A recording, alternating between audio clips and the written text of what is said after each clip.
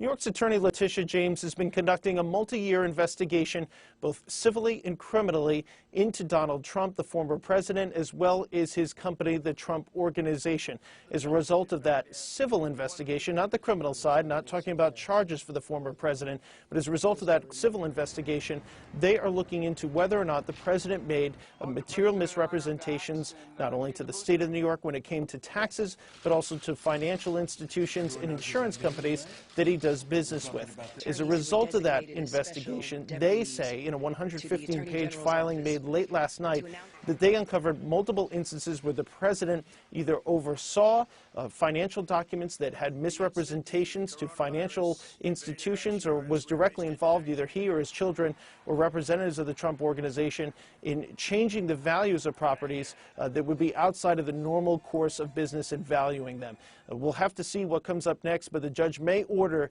the testimony from the former president, Don Jr., and Ivanka Trump in the course of the civil case. Tom Winter, NBC News, New York.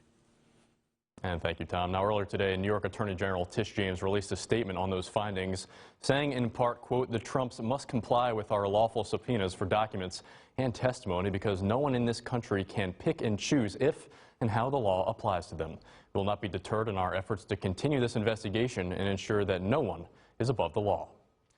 The Trump Organization firing back in a statement to NBC earlier today, saying in part, quote, "The only one misleading the public is Letitia James," and goes on to say, quote, "Her allegations are baseless and we will vigorously defend it." Now, we'll continue to follow this story, and we will bring you any updates as they become available on air and online at mytwintiers.com.